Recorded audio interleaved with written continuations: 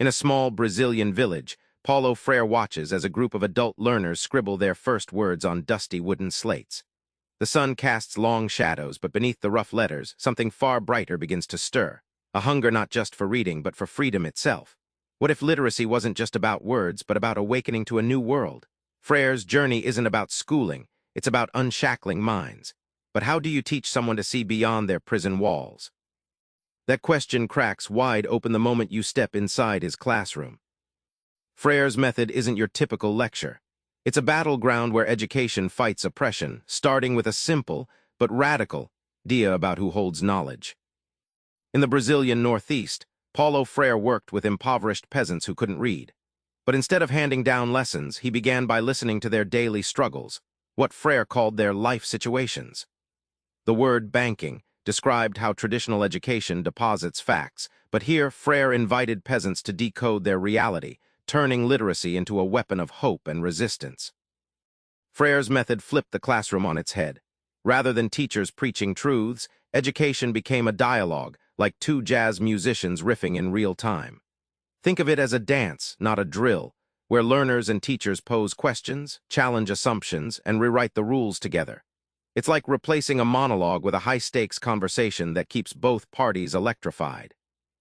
The magic of this approach? Students don't just read words, they start to read their world. Freire observed that real literacy sparks critical consciousness, a transformative awareness that calls people to change the systems that oppress them.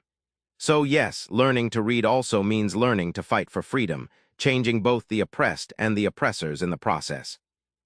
You might think the most effective way to teach is to simply tell. Freire exposes why this banking method actually chains learners tighter. Freire's scathing metaphor of banking education came from observing traditional schools where teachers deposit information into students, who passively receive and store it. In Recife, he saw children memorizing dates and facts, but unable to question or apply them. It's like stuffing a suitcase until you can't pack anything else, but never unpacking or wearing the clothes inside. He contrasted this with praxis, action and reflection working hand in hand, like a blacksmith shaping metal with hammer and fire. True learning isn't a mental snapshot. It's an ongoing process of engaging with the world, testing ideas through action, then adapting understanding. Imagine it as constantly redrawing the blueprint of your own knowledge. This shift is radical because it hands back agency to learners.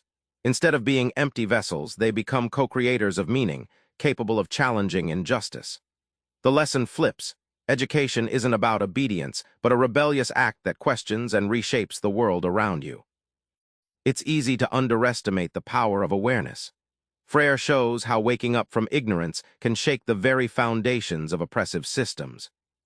Freire tells the story of his work with factory workers in Sao Paulo who, once educated to recognize the forces controlling their lives, began questioning pay, safety, and rights.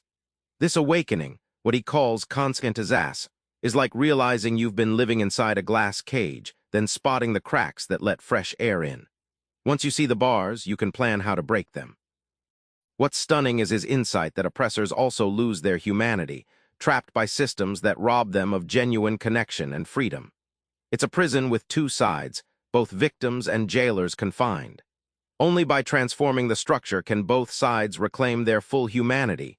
No band-aids or therapy, but systemic change. Freire's education is ultimately a practice of freedom, bold, collective, and unapologetically political. It's messy, risky, and alive. When learners step out of the classroom, they take with them the tools to challenge the status quo and build a more just world.